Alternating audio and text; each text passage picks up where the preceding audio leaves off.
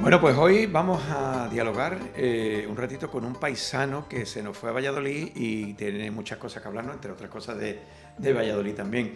Pero es un paisano, como digo, que se ha dedicado al mundo del vino. El otro día hablamos también con un paisano como era Antonio Florido, enólogo. Tenemos otro enólogo y hay algunos y alguna que otra más por ahí que, bueno, si se quieren poner en contacto con nosotros encantados de darle aquí la oportunidad de que nos cuenten cómo es su trabajo y cómo han llegado hasta él. Hablamos de Enrique Andrade Merchán. Andrade, bueno, lo conocemos en Chiviona, toda su familia, ¿no?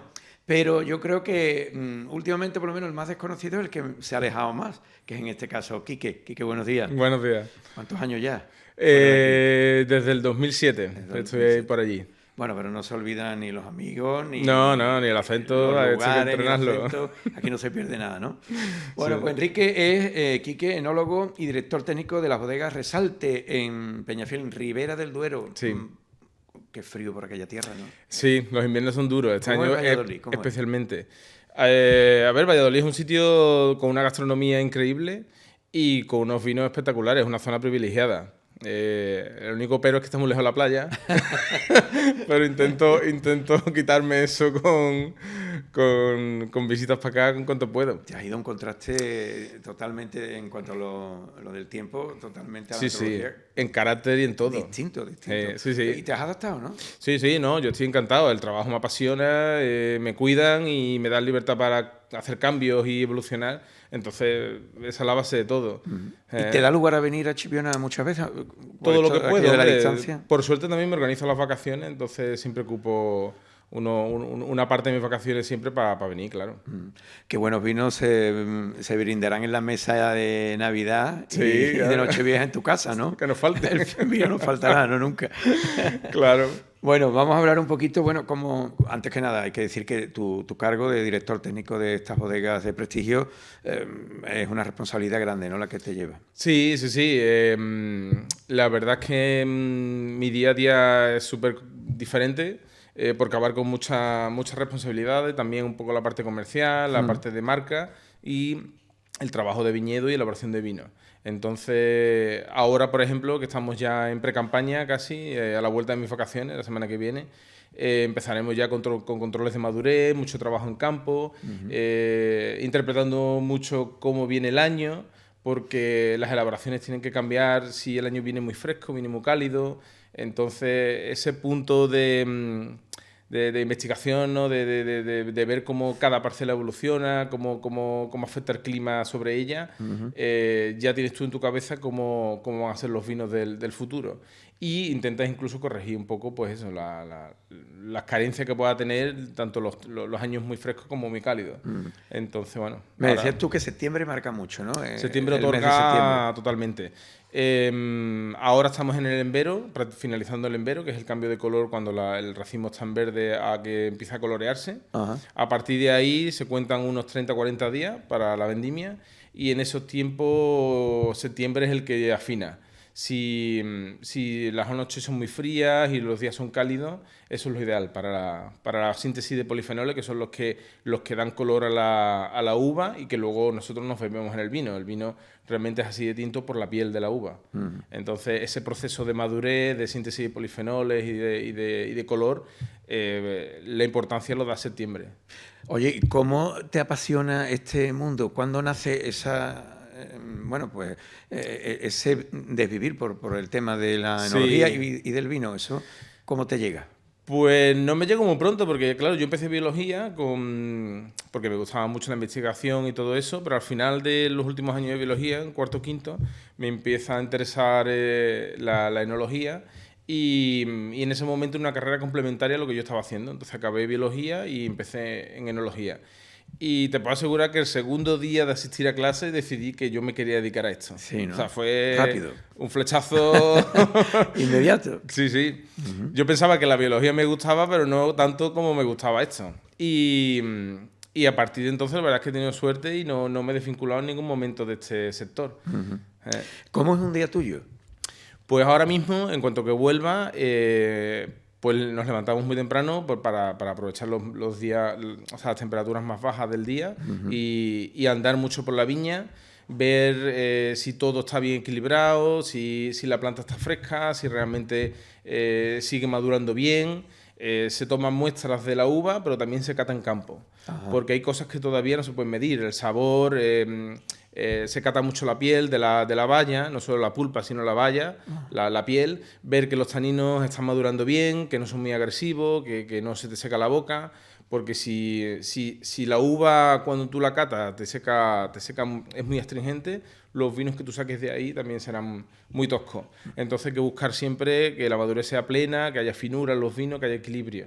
Claro, y eso no se mide. Tanta competencia además, ¿no? Que claro. Hoy en día que hay que cuidar hasta el mínimo detalle, que esto pues requiere un trabajo...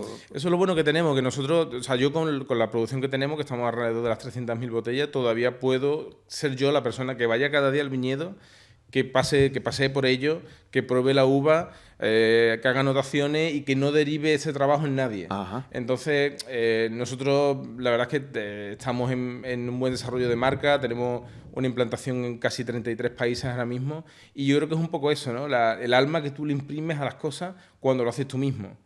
Si tú mandas a otra persona a ver las viñas y la información que te puede trasladar es parcial, siempre. Porque ha habido veces que las analíticas te decían que la uva estaba para vendimiar, pero tú ibas a la viña y la viña estaba fresca, estaba todavía con capacidad de mejorar mucho más ese fruto. Y esos son los detalles que hacen que las cosas sean diferentes. No es la simple información de decir pues la acidez, el pH y el alcohol, sino esto hay que esperar porque es que la planta te está diciendo que puede ir más allá y esa es la diferencia. Ajá. Hay que estar muy pendiente, muy pendiente. Sí. Oye, tu recorrido profesional, ¿cómo es? Porque tengo entendido que estuviste también en Chile, que es una tierra importante de vinos. Cuéntanos. Yo empecé en Chile en el 2007, durante varios años. En el hemisferio sur se vendimia a partir de marzo, abril y mayo casi. Uh-huh. Entonces me iba a Chile esos primeros meses del año, luego pasaba aquí el verano y luego me iba otra vez a Ribera a hacer la vendimia allí. Entonces hubo varios años que casi vivía en verano, porque cuando hacía frío yo me iba. Y fue interesantísimo. Chile es un país increíble, enológicamente también están creciendo muchísimo. Y luego siempre me daba tiempo a hacer un poco de turismo. O sea, me iba al norte, al desierto, o iba al sur, que era a Patagonia. Eso. Fíjate, decíamos que Valladolid está lejos de Chile, ¿no? Imagínate ya en Chile, ¿no? Claro. Que casi no podría venir está ahí al lado. Más que una vez al año. Claro. Tus vinos se han colocado entre los 100 mejores en 4 ocasiones. Sí, nosotros tenemos mucha... Desde el principio nos dirigimos mucho al mercado de la exportación. Ajá. Entonces hay una serie de críticos fundamentalmente americanos, que son los más influyentes, que ellos catan los vinos que están puestos en el mercado en Estados Unidos. Entonces al final del año ellos hacen un ranking de los 100 mejores vinos del año y 3 veces por la crítica americana y una vez por la crítica inglesa hemos sido entre los 100 mejores del mundo. Ajá. Entonces eso a su vez nos ha abierto mucho más las puertas y ahora tenemos una exportación que en estos 2 últimos años, por estas circunstancias, casi ha rozado el 95% de vinos exportados. El 100% de uva de la variedad Tempranillo, ¿no? Sí. La Tempranillo es una variedad que allí el ciclo es muy corto, entonces la Tempranillo se llama Tempranillo porque madura muy pronto, temprano. Entonces el ciclo es muy corto, allí empieza a brotar casi principios de mayo y al final de septiembre estamos vendimiando. Entonces es una variedad que se adapta muy bien y que, dependiendo del suelo, de la altitud, de los trabajos que tú hagas, e incluso hay una parte de... la Ribera contempla Valladolid, Burgos y algo de Soria también. Entonces, esos matices hacen que la Tempranillo también evolucione de distinta manera y que te aporte matices distintos. Uh-huh. Y eso es lo que usamos nosotros para diseñar los vinos en resalte. Uh-huh. O sea, cada vino en resalte tiene unas viñas diferentes. O sea, nosotros elaboramos los vinos desde el viñedo. Tengo que decir, y no es porque estés tú delante, que me he aficionado al Ribera del Duero y precisamente Resalte es uno de los vinos que consumo habitualmente. Yo creo que eso, pues también hay que desde aquí, a los que os guste el Ribera del Duero, pues también aconsejarle que si tienen que comprar alguno que sea de un chimenero como es Quique, ¿no? Que me dé la oportunidad. Que elijan esas marcas, que son varias, ¿no? Porque bueno, aquí tengo una muestra, ¿no?, de vinos como Expresión, Gran Resalte, 8 Esences, Origen de Resalte, Vendimia Seleccionada, que creo que es este que has traído, ¿no? Este es el vino que elaboramos con viñedo de páramo, que allí el páramo está a casi 1000 metros de altitud.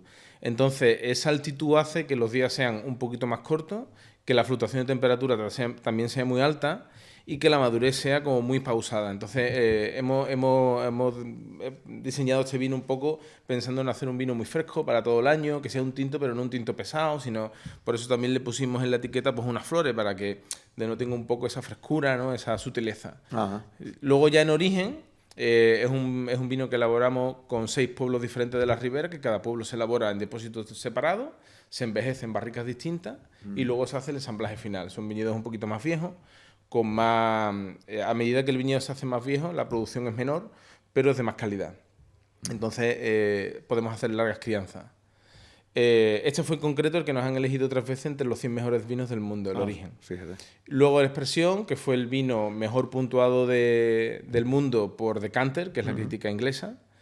Esos son viñedos más viejos, una producción muy pequeñita. Los pueblos son Fuentenebro, que es una zona muy peculiar, que está a muchísima altura, pero el suelo es muy rojo, toma mucha temperatura y el vino, o sea, la uva evoluciona muy bien. Y luego se mezcla con una parte muy fresca de otros pueblos que son como más en valle y son más frescos. Entonces ahí equilibramos un poco la sensación de madurez. Las principales diferencias de la crianza de los vinos de Ribera del Duero, lo que tenemos aquí, ¿cuáles son, Quique? Pues allí trabajamos siempre con añadas estáticas. Digamos, yo ahora elaboro un vino en el 2021. Ese vino no se mezcla normalmente con otro y las barricas son siempre muy nuevas o seminuevas. Yo uso las barricas 3-4 años máximo. Ajá. Mientras que aquí, al contrario, la solera es lo más valioso muchas veces de las bodegas y es lo que más hay que cuidar. Y bueno, todas las barricas se rellenan cada 2 semanas para que no entre aire. Aquí, al contrario, tiene que haber un espacio para que los vinos evolucionen. La verdad es que son casi... se llaman vino, pero son radicalmente diferentes por la elaboración y por el método de envejecimiento. Nos hace falta quizá a la gente de esta zona acercarnos más a los vinos de Ribera del Duero, ¿verdad? Y conocer más. Sí. ¿Qué crees tú que se podría hacer? En general hace falta que la gente joven también se aficione a eso. Se aficione un poco, porque a mí me da pena que muchas veces, claro, yo cuando vengo aquí consumo los vinos del Marco porque soy un enamorado de estos vinos. Y muchas veces la gente mayor la que ves tú en los bares consumiendo estos vinos. Sí, y tenemos un tesoro aquí también brutal. O sea, si todos estos vinos de Bors y Bor que son de 20 y 30 años, en Francia serían inasumibles a comprar. No estarían disponibles para cualquier bolsillo.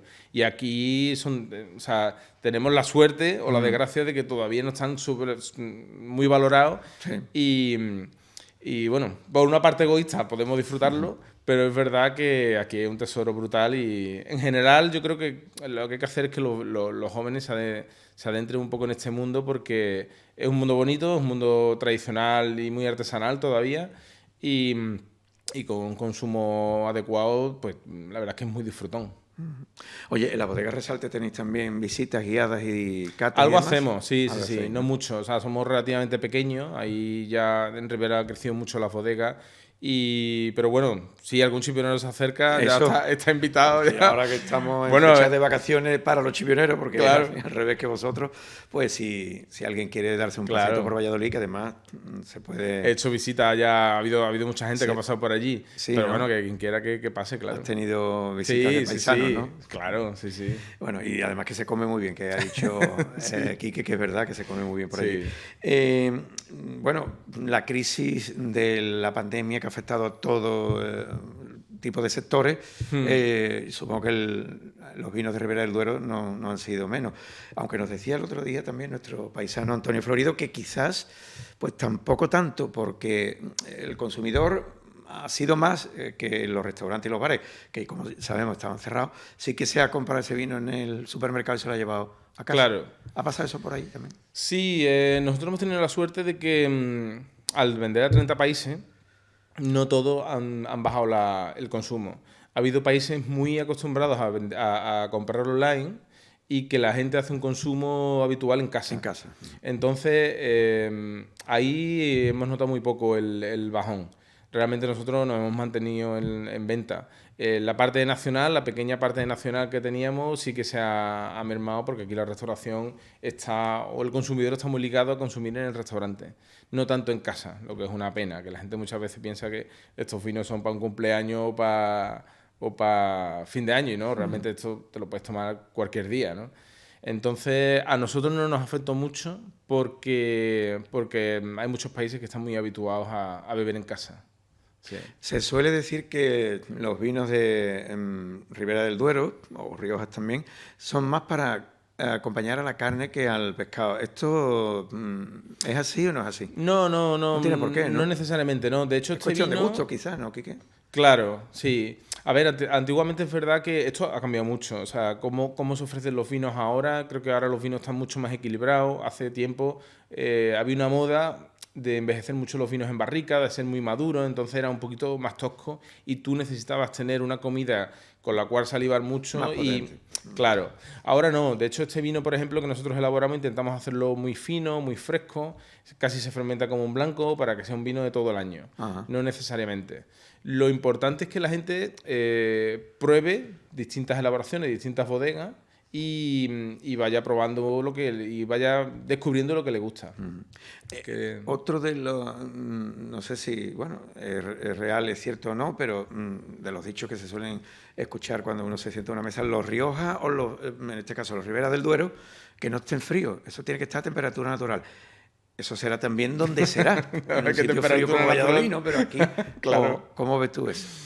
A ver, normalmente el vino se sirve un poco más frío de lo que se va a consumir porque tu copa también está a temperatura ambiente y en el momento en que cae el vino en la copa, pues toma esa temperatura. Aquí es difícil, claro, tendrías que tener el vino, yo hay veces que lo enfresco. Lo normal es un consumo entre 12, 13, 14 grados, dependiendo si tiene más crianza o menos. Pero claro, es que la temperatura ambiente es muy relativa. Claro, no es lo mismo incluso allí también hace calor. Claro. Valladolid que Sevilla no es igual, entonces pues fíjate. Claro. Sí, también hace calor, pero sobre todo en épocas donde hace tanto frío, en otoño e invierno, no es lo mismo tampoco el otoño y el invierno de zona del sur, eso es lógico. Eso de oxigenarlo y demás, ese ritual y que la copa se afine, el cristal, todo eso. La copa es muy importante. Sí, ¿no? Sí, mira, la última vez que estuve, justo antes de la pandemia, tuve la suerte de estar promocionando los vinos por México y por Puerto Rico. Y en México hicimos una cata de una fabricante muy, muy importante de copa, Riedel se llama, y probamos mis vinos en 4 o 5 copas diferentes. Y ese ejercicio nunca lo había hecho. Y es verdad que la copa, ellos han diseñado copas por variedades. Y en este caso la copa Tempranillo era la que mejor ofrecía y donde yo mejor reconocía los vinos. Es importante, la copa es importante. Sí, sí. Oye, estoy pensando que tú te traes para acá los vinos de allá y te llevarás de aquí los vinos para allá. Por ejemplo, el moscatel. Me llevo. ¿Te llevas moscatel me para llevo los moscatel, me llevo fino, vallisoletanos? ¿Te lo llevas? Sí. En mi casa siempre hay vinos del Marco, siempre. Tú allí haciendo patria de la tierra también. Claro. La mitad me lo bebo yo, pero... Bueno, y que de tu trabajo, que sé que te encanta y se te nota, ¿qué es lo que más te gusta de eso que haces el día a día que me decías antes? ¿Qué parte es la que más...? Yo descubrí en esto una manera de desarrollar mi formación científica, pero con una parte creativa. Entonces, claro, por eso mis vinos, aunque sean 100% tempranillo, pero cada uno es distinto.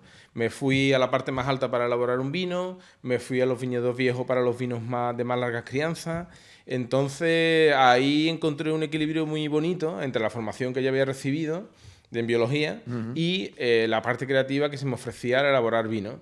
Entonces, por ejemplo, la barrica, que usamos roble francés y americano, dentro del roble francés, dependiendo de dónde traigas el bosque, desde dónde se corte el roble, cómo se seque y cómo se tueste, implica una evolución diferente del vino. Entonces, cada año metemos el mismo vino en barricas de prueba y en barricas que ya sé que me gustan. Y los resultados son siempre distintos. Entonces, hay una parte ahí creativa súper interesante y adictiva, porque claro, siempre estás pensando en cómo mejorar, qué probar, qué voy a hacer esto, qué voy a hacer lo otro. Este año, por ejemplo, nosotros tradicionalmente elaborábamos en depósitos de acero inoxidable y este año hemos comprado 2 depósitos de hormigón el hormigón es poroso, no como el metal, entonces los vinos, todos los taninos que vamos a extraer de la uva van a ser más finos, van a estar en contacto con el oxígeno, que lo va a redondear, y vamos a elaborar otros vinos diferentes, con resultados diferentes que antes no teníamos. Entonces, bueno, pues tengo la suerte esa de ir pensando cómo mejorar y que luego también me den herramientas para ejecutarlo, claro.